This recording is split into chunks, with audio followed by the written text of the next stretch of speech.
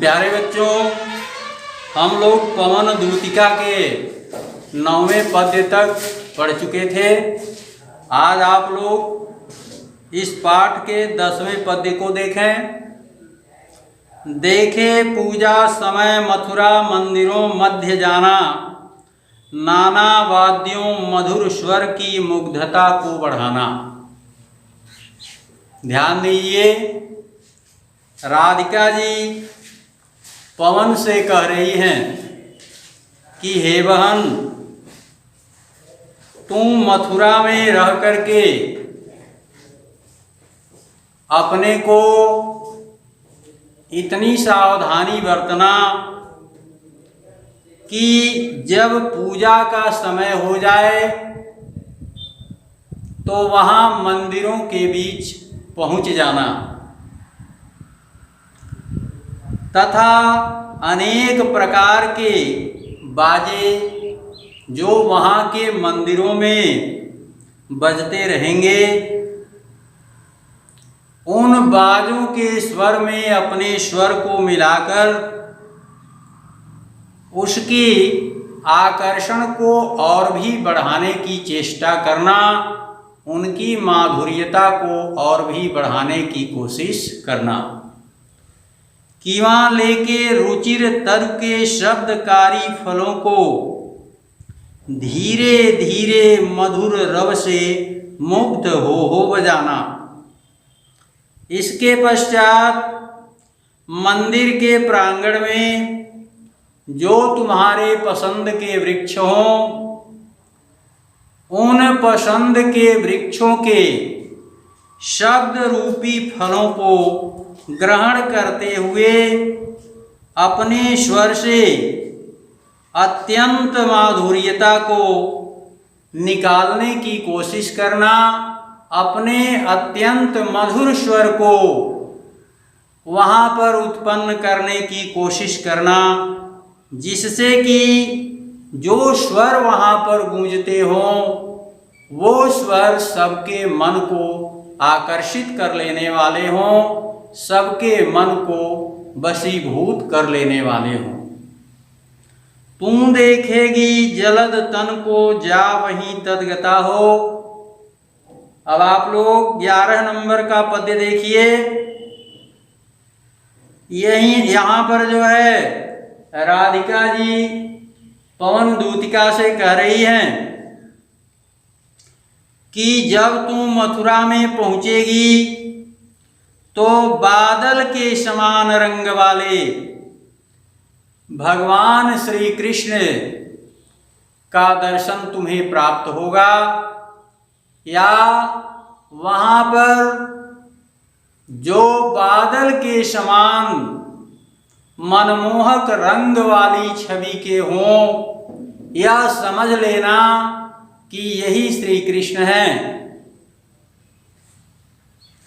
और तुम वहाँ पर पहुँचने के पश्चात अपने को वहाँ की स्थिति में पूर्ण रूप से ढालने की कोशिश करना।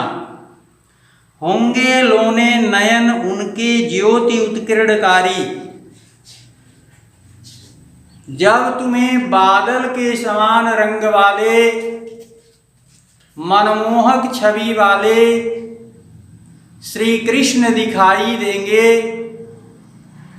तो उनके नेत्र ऐसे हैं जिनसे हर एक समय अद्भुत किस्म का अद्भुत ढंग का प्रकाश चारों तरफ फैलता रहता है। उनके नेत्रों की सुंदरता को यह चारों तरफ फैलता हुआ प्रकाश दिन दूनी रात चौगुनी बढ़ाता रहता है। मुद्रा होगी वर वदन की मूर्ति सी सौम्यता की।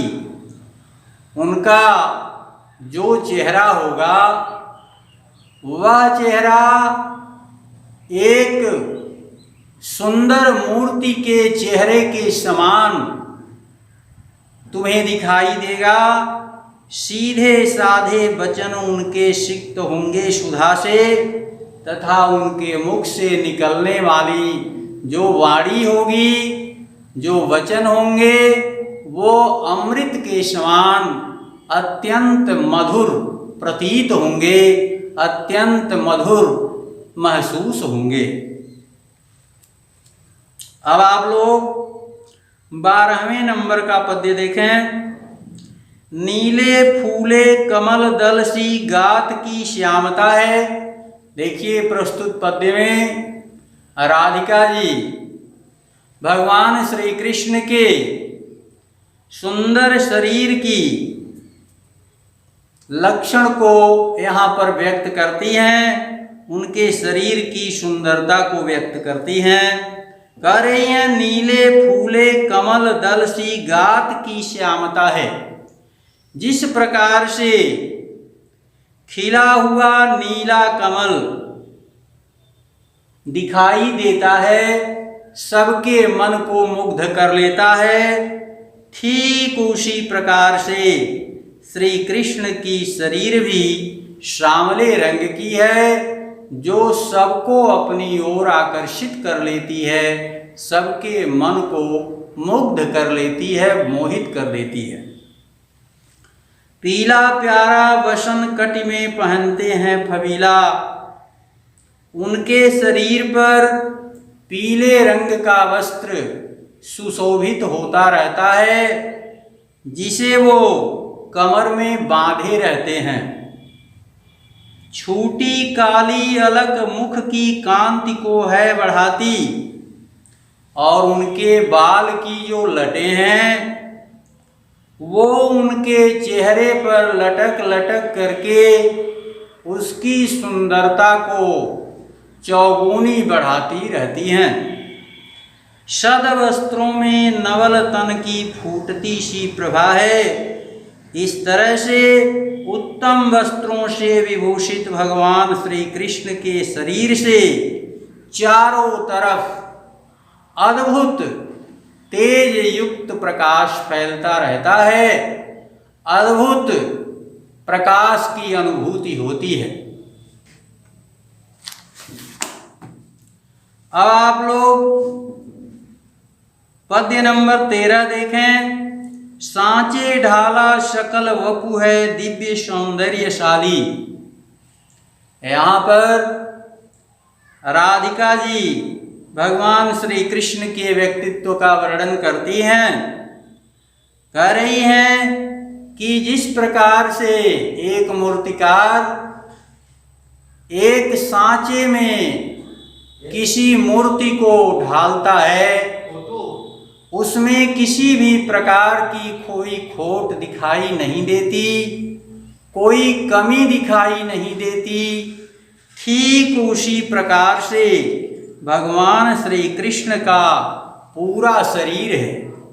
उनकी शरीर को देखने से ऐसा प्रतीत होता है कि यह शरीर किसी मूर्तिकार ने उत्तम सांचे के माध्यम से या उत्तम सांचे में ढाल दिया है, जिसमें किसी भी प्रकार की कोई कमी नहीं है, और उस शरीर की जो अपूर्व सुंदरता है वह सभी प्राणियों को अपने बस में कर लेने वाली है।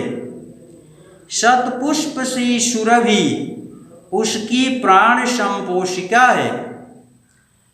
अब देखिए यहाँ पर राधा जी पवन दूतिका से कहती हैं कि जिस प्रकार से उत्तम पुष्पों से जो सुगंध निकलती है वह सबके मन को प्रफुल्लित कर देती है, सबके मन को आनंद विभोर कर देती है, ठीक उसी प्रकार से भगवान श्री कृष्ण के शरीर से जो सुगंध निकलती है वह सबके मन को आनंद विभोर कर देती है, सबके दुख को दूर कर देती है, सबकी बेचैनी को समाप्त कर देती है और उन्हें हर्ष से ओतप्रोत कर डालती है।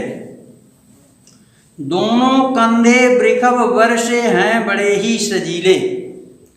भगवान श्री कृष्ण के जो दोनों कंधे हैं वो हट्ठे कट्ठे स्वस्थ सांड के या बैल के कंधे के समान हैं, जिनमें अधिक से अधिक बोझ को ढोने की क्षमता विद्यमान होती है। उनके कंधे ठीक उसी प्रकार से हैं जो तीनों लोक 14 भुवन के बोझ को ढोने में सामर्थ्यशाली दिखाई देते हैं। लंबी बाहें कलभ कर सी शक्ति की पेटिका हैं तथा उनकी जो लंबी लंबी भुजाएं हैं वो हाथी के सूंड के समान शक्ति की भंडार हैं। एक हाथी के सूंड में जिस प्रकार से कोई चीज उठाने की अद्भुत क्षमता होती है, अद्भुत शक्ति होती है, ठीक उसी प्रकार की अद्भुत शक्ति भगवान श्री कृष्ण के लंबी भुजाओं में विद्यमान है। अब आप लोग इसके बाद पद्य संख्या 14 देखें। राजाओं सा सिर पर लसा दिव्य आपीड़ होगा। राधिका जी यहाँ पर भगवान श्री कृष्ण के छवि का वर्णन कर रही हैं पवन दूतिका से। कहती हैं कि जिस प्रकार से राजा के सिर पर ताज सुशोभित होता है या कोई राजा ताज पहन करके अत्यंत सुंदर लगता है, ठीक उसी प्रकार से भगवान श्री कृष्ण के सिर पर अत्यंत सुंदर मुकुट सुशोभित होता होगा। शोभा होगी उभय श्रुति में स्वर्ण के कुंडलों की। उनके दोनों कानों में सोने के बड़े बड़े कुंडल सुशोभित होते होंगे। नाना रत्ना कलित भुज में मंजू के यूर होंगे। अनेक प्रकार के रत्न से युक्त दोनों भुजाओं में भुजबंध सुशोभित होता होगा। मोती माला लसित उनका कंबुसा कंठ होगा और उनका जो कंठ होगा वो शंख के आकार का होगा, जिसमें मोतियों की माला सुशोभित होती होगी। मोतियों की माला उनकी सुंदरता को चौगुनी बढ़ाती प्रतीत होगी। अब आप लोग पद्य संख्या 15 को देखें। तेरे में है न यह गुण जो तू व्यथाएं सुनाए। राधिका जी पवन दूतिका से कहती हैं कि हे पवन दूतिका, मैंने तुम्हें संदेश वाहक तो बना लिया है, किंतु मैं यह जानती हूं कि तुम्हारे पास मेरा संदेश भगवान श्री कृष्ण को सुनाने के लिए मुख तो नहीं है, जिससे कि तू मेरा बताया हुआ हर एक बात, मेरा संदेश भगवान श्री कृष्ण को इसी ढंग से सुना सको। किंतु व्यापारों को प्रखर मति और युक्तियों से चलाना, तुम्हें जो कार्य मैं सौंप रही हूं, इस कार्य को उत्तम ढंग से संपादित करने के लिए अपनी सभी चतुराई, अपने सारे कौशल का प्रयोग कर देना, जिससे कि भगवान श्री कृष्ण को मेरे हृदय की स्थिति का पूर्ण रूप से पता चल जाए। बैठे जो हों निज सदन में मेघ सी कांति वाले। देखिए यहाँ पर राधिका जी ने पवन दूतिका से भगवान श्री कृष्ण की कांति, भगवान श्री कृष्ण की छवि के बारे में बतलाया है कि उनकी छवि जो है बादल के समान सबके मन को आकर्षित कर लेने वाली है। बादल के समान आकर्षित कर लेने वाली छवि को धारण करने वाले भगवान श्री कृष्ण यदि अपने सदन में, अपने घर में तुम्हें बैठे हुए दिखाई दे देते हैं तो चित्रों को इस भवन के ध्यान से देख जाना। तो उस घर में जो भी चित्र टंगे हों उन चित्रों को पूरे ध्यान से देखना, उन चित्रों की विशेषताओं का अवलोकन पूरे ध्यान से करना। अब आप लोग पद्य संख्या 16 देखें। जो चित्रों में विरह विधुरा का मिले चित्र कोई, तो जाके निकट उसको भाव से यूं हिलाना। देखिए यहाँ राधिका जी पवन दूतिका को सावधान कर रही हैं, इसलिए कर रही हैं कि पवन दूतिका के पास राधिका जी के संदेश को सुनाने के लिए मुख नहीं है जिससे कि वो राधिका के संदेश को भगवान श्री कृष्ण को जो है स्पष्ट रूप से सुना सके। इसलिए उस संदेश को बतलाने हेतु तरह तरह की युक्तियों को अपनाने का उसे संकेत दे रही है, युक्तियों को अपनाने की तरकीब उसे बतला रही हैं। कह रही हैं कि भगवान श्री कृष्ण अपने जिस घर में बैठे हों उस घर में जितने भी चित्र टंगे हों उन चित्रों को ध्यान से देखना। यदि उन चित्रों में किसी विरहिणी का कोई चित्र दिखाई दे दे, विरह से व्यथित नारी का कोई चित्र दिखाई दे दे, तो उस चित्र के निकट धीरे से पहुंच जाना और उसको इस ढंग से हिलाना, प्यारे हो के चकित जिससे चित्र को और देखें कि भगवान श्री कृष्ण उस चित्र को आश्चर्यचकित होकर देखने लगे। आशा है यूं सूरती उनको हो सकेगी हमारी।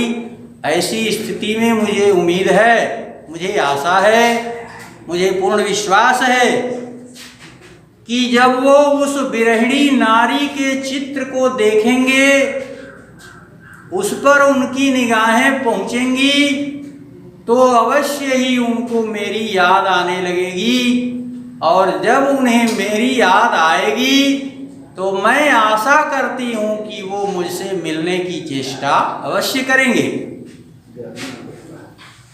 अब आप लोग पद्य संख्या 17 को देखें। जो कोई भी इस सदन में चित्र उद्यान का हो और हों प्राणी विपुल उसमें घूमते बावले से, तो जाके सन्निकट उसके अहिला के उसे भी देवात्मा को सूरति ब्रज के व्याकुलों की कराना। अब देखिए यहाँ पर राधिका जी सिर्फ अपनी व्याकुलता को भगवान श्री कृष्ण को बताने के लिए उतावली नहीं है, बावली नहीं है, बल्कि ये सारे ब्रज की बालाओं के व्याकुलता को बताने के लिए बावली हो गई हैं। ये सोच रही हैं कि भगवान श्री कृष्ण न केवल सिर्फ मेरे बारे में सोचें बल्कि सभी ब्रज बालाओं के बारे में सोचें, क्योंकि न केवल मैं ही उनके बारे में सोच सोच करके व्यथित हूँ, दुखी हूँ, बल्कि ब्रज की सारी बालाओं की यही दशा है। सभी उनके बारे में इसी तरह से सोच सोच कर व्यथित होती रहती हैं।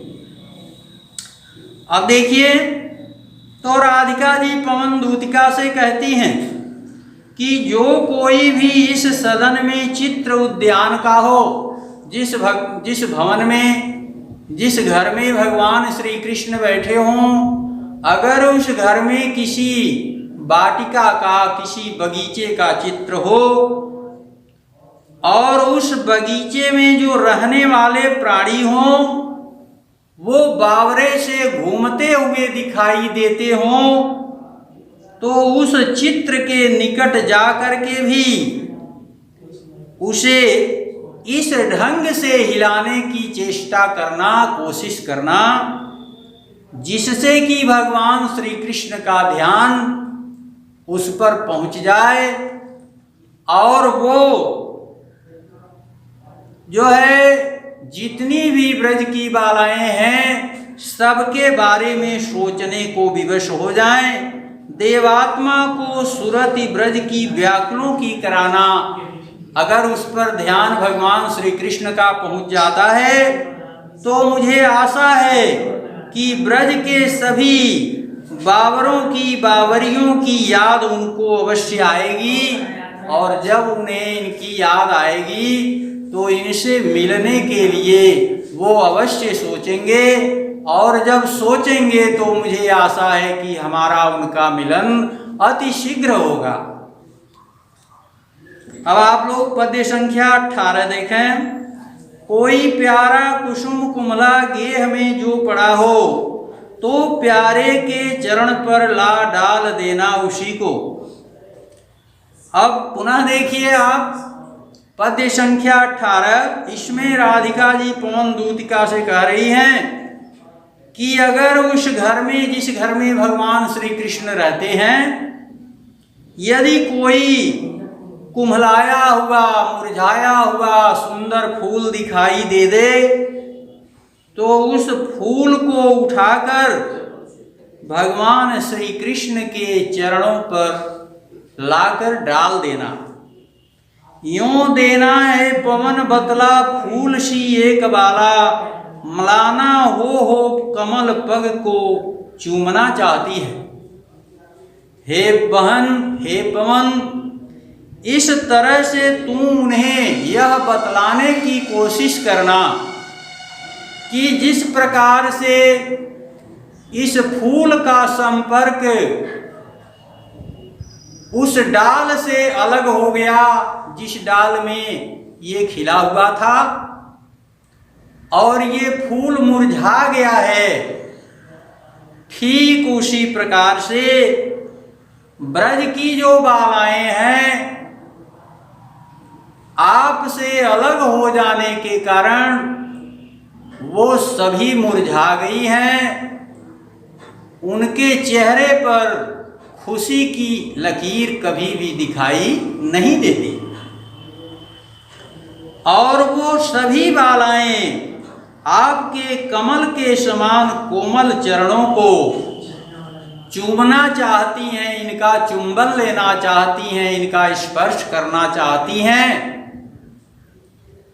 यदि भगवान श्री कृष्ण इन बातों को महसूस कर लेंगे तुम्हारे बतलाने पर, तो मुझे पूरी आशा है कि हमें उनका दर्शन अवश्य मिलेगा और हमारे व्यथित मन को शांति भी प्राप्त होगी। अब आप लोग पद्य संख्या 19 को देखें। जो प्यारे मंजू उपवन या वाटिका में खड़े हों, छिद्रों में जा क्वड़ित करना वेणुषा कीचकों को। यों होवेगी सुरति उनको सर्व गोपांगना की, जो है बंसी श्रवण रुचि से दीर्घ उत्कंठ होती। अब इस पद्य में जो है राधिका जी पवन दूतिका से कह रही हैं कि यदि हमारे प्यारे श्री कृष्ण किसी सुंदर बगीचे या वाटिका में खड़े दिखाई दे दें तो तुम उस बगीचे में पहुंच जाना, और वहां जो बांस होंगे उनके छिद्रों से तुम ऐसे मधुर स्वर को निकालना जो स्वर उन्हें अपनी बांसुरी के समान मधुर प्रतीत होने लगे। यों होवेगी सुरति उनको सर्व गोपांगना की। ज्यों ही उस बांस के छिद्रों से निकली हुई ध्वनि उनको सुनाई पड़ेगी, त्यों ही उन्हें सभी ब्रजबालाओं की याद अवश्य आ जाएगी। जो है बंसी श्रवण रुचि से दीर्घ उत्कंठ होती, जो उनके बांसुरी की ध्वनि को सुन करके व्याकुल हो जाती थी, उनसे मिलने के लिए जिस अवस्था में जहाँ रहती थी वहीं से दौड़ पड़ती थी, और उनसे मिले बिना उनके मन को कभी भी शांति या संतोष का एहसास नहीं होता था।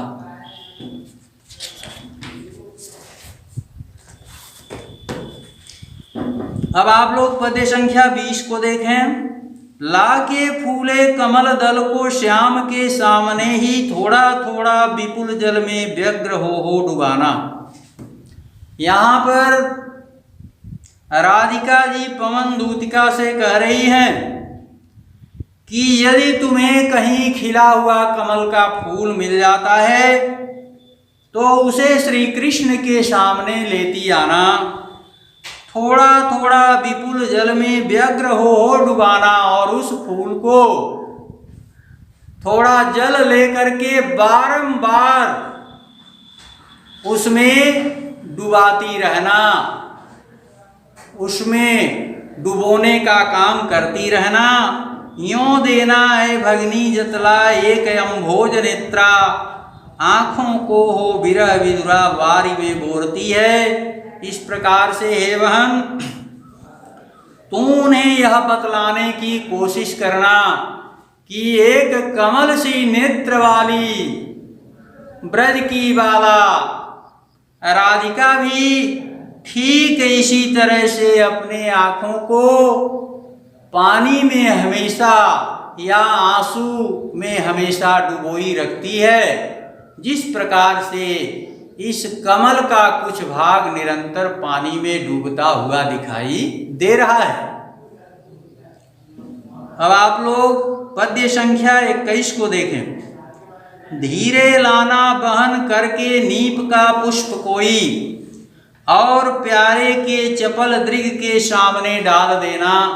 राधिका जी पवन दूतिका से कहती हैं, हे बहन, यदि तुम्हें कहीं कदम्ब के फूल मिल जाते हैं तो उसे भगवान श्री कृष्ण के चंचल नेत्रों के सामने ला करके डाल देना। ऐसे देना प्रकट दिखला नित्य आशंकिता हो, कैसी होती विरह वश मैं नित्य रोमांचिता हूँ। इस फूल को उनके सामने डालते हुए उन्हें यह बतलाने की कोशिश करना, उन्हें यह समझाने की कोशिश करना कि इसी तरह से एक ब्रज की बाला है जो नित्य न मिलने के कारण सशंकित रहती है, भयभीत रहती है, और जब उसे ऐसी उम्मीद होती है, ऐसी आशा होती है कि उसका श्री कृष्ण से मिलन एक दिन अवश्य होगा, तो वह उसी दौरान रोमांचित भी हो उठती है। उसके शरीर में, उसके मन में रोमांच का एहसास होने लगता है। बैठे नीचे जिस बिटप के श्याम हुए, उसी का कोई पत्ता निकट उनके नेत्र के ले हिलाना। अब राधिका जी पवन दूतिका से कहती हैं कि हे बहन, जिस वृक्ष के नीचे श्री कृष्ण तुम्हें बैठे हुए दिखाई दे दें, उसी वृक्ष का कोई पत्ता, कोई पत्ती ले लेना और उस पत्ती को लेकर के उनकी आंखों के सामने हिलाती रहना। यों प्यारे को विदित करना, चातुरी से दिखाना, मेरे चिंता विजित चित का क्लांत हो कांप जाना। इस माध्यम से अपनी चतुराई का प्रयोग करते हुए तू उन्हें यह एहसास दिलाने की कोशिश करना, यह महसूस कराने की कोशिश करना कि उनकी याद में नित्य चिंतित रहने के कारण ब्रज की बाला राधिका निरंतर थकी और कांपती हुई सी महसूस करती है। अब आप लोग पद्य संख्या 23 को देखें। सूखी जाती मलिन लतिका जो धरा में पड़ी हो, यदि रास्ते में तुम्हें कहीं कोई सूखी हुई मुरझाई हुई लता मिल जाए तो पांवों के निकट उसको श्याम के ला गिराना। उस मुरझाई हुई लता को लाकर श्री कृष्ण के चरणों के पास गिरा देना। यों सीधे से प्रकट करना प्रीति से वंचिता हो, मेरा होना अति मलिन और सूखते नित्य जाना। इस तरह से उन्हें यह बतलाने की कोशिश करना, यह समझाने की कोशिश करना कि आपके प्रेम से वंचित हो जाने के कारण, आपके प्रेम से अलग हो जाने के कारण ब्रज की बाला राधिका की ठीक यही दशा है जो दशा इस मुरझाई हुई लता की है, जो क्षण प्रतिक्षण सूखती चली जा रही है। अब आप लोग पद्य संख्या 24 को देखें। कोई पत्ता नवल तरु का पीत जो हो रहा हो, तो प्यारे के दृग युगल के सामने ला उसे ही धीरे धीरे संभल रखना और उन्हें यूं बताना, पीला होना प्रबल दुख से प्रोषिता सा हमारा। राधिका जी पवन दूतिका से कहती हैं कि हे बहन, यदि किसी नए वृक्ष का कोई ऐसा पत्ता तुम्हें मिल जाता है जो पीला हो गया हो,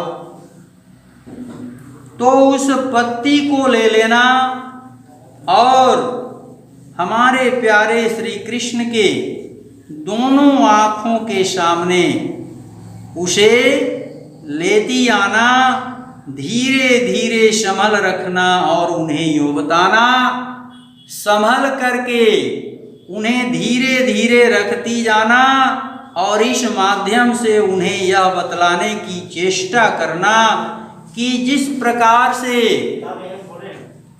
उस नायिका की दशा अत्यंत व्यथित होती है, जिसका पति विदेश चला जाता है, ठीक वैसी ही दशा ब्रज की बाला राधिका की भी हो गई है, जो आपके न रहने की वजह से निरंतर पीली होती चली जा रही है, मुरझाती चली जा रही है, सूखती चली जा रही है। यों प्यारे को विदित करके सर्व मेरी व्यथाएं धीरे धीरे बहन करके पांव की धूलि लाना। अब राधिका जी पवन दूतिका से कह रही हैं कि हे बहन, इस प्रकार से तू मेरी सारी व्यथाओं, मेरे सारे कष्टों का विवरण भगवान श्री कृष्ण को समझा देना, बतला देना और बतलाने के बाद उनके पांव की, उनके पैरों की थोड़ी सी धूल को ले लेना। थोड़ी सी भी चरण रज जो ला न देगी हमें तू, हा कैसे तो व्यथित चित्त को बोध में दे सकूंगी। यदि तू उनके चरणों से स्पर्श की हुई थोड़ा धूल भी मेरे पास नहीं ला सकोगी, तो थोड़ा तू ही सोच लो कि मैं अपने बेचैन हृदय को धीरज कैसे बंधाऊंगी, इसको राहत कैसे पहुंचाऊंगी, इसको शांत कैसे कर पाऊंगी। पूरी उम्मीद न यदि तुझसे अन्य बातें हमारी। अब राधिका जी अंतिम पद्य में पवन दूतिका से कह रही हैं कि हे बहन, यदि तू हमारी सारी बातों को भगवान श्री कृष्ण को न बतला पाना, हमारा पूरा संदेश भगवान श्री कृष्ण को न समझा पाना, न कह पाना, तो तुम मेरी विनय इतनी मान ले और चली जा, तो तुम सिर्फ मेरी एक ही प्रार्थना सुन लो और उनके पास चली जाओ। छू के प्यारे कमल पग को प्यार के साथ आ जा।